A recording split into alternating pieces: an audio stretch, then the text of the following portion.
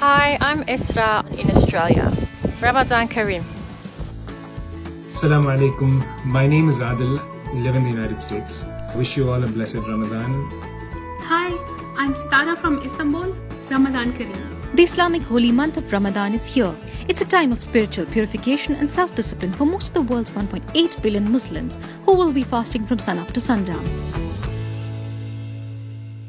But with the coronavirus pandemic, stringent lockdowns in place, public and religious gatherings prohibited to enforce social distancing, it's quite obvious that Ramadan 2020 will be different.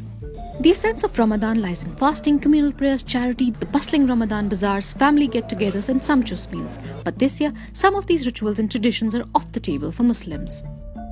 For me, it's going to be the first time ever to spend Ramadan at home and all by myself. I look forward to Ramadan this year in a different way, and my thoughts and prayers would be with all the people around the world who are suffering and who are under immense difficulty, duress in this period. Several countries have shuttered their places of worship and suspended congregational prayers. The holy sites of Mecca and Medina in Saudi Arabia are under total lockdown, while Islam's third holiest site, the Al-Aqsa Mosque in Jerusalem, is closed to worshippers during Ramadan, leaving Muslims grappling with an untimely paradox: enforced separation at a time when socializing is almost sacred. This is the month we all look forward to. The prayers at the masajids, the get-togethers with family and friends for iftar and so on. This Ramadan is going to be different from what we are used to, but I don't think it's going to be any less special. So how will Muslims make do this Ramadan? Fasting during Ramadan is one of the 5 pillars of Islam. Those who are able to fast abstain from eating and drinking and sexual activity from dawn to dusk. For many, this part will not be affected by COVID-19. In fact, it may actually be easier for people to stay at home and fast. But people will have to let go one of the main traditions of Ramadan, the potluck iftars. Socializing and sharing meals while breaking fast with extended friends and family is a big no.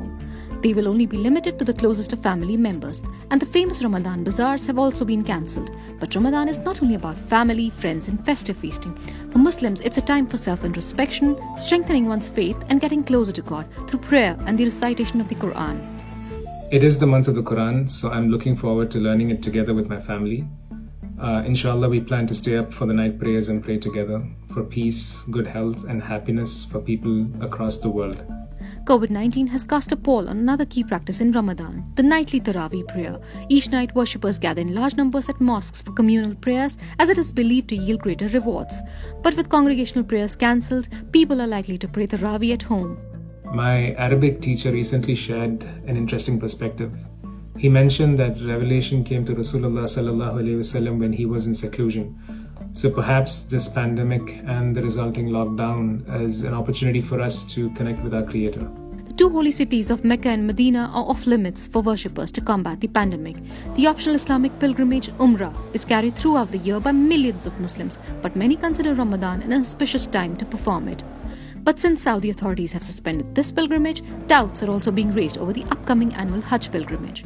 I anticipate that we will work on our self-development in terms of our religion, our goals, our priorities, and just utilise the time we have on hand to spend with our loved ones and to work on ourselves as people, as part of the world and the community.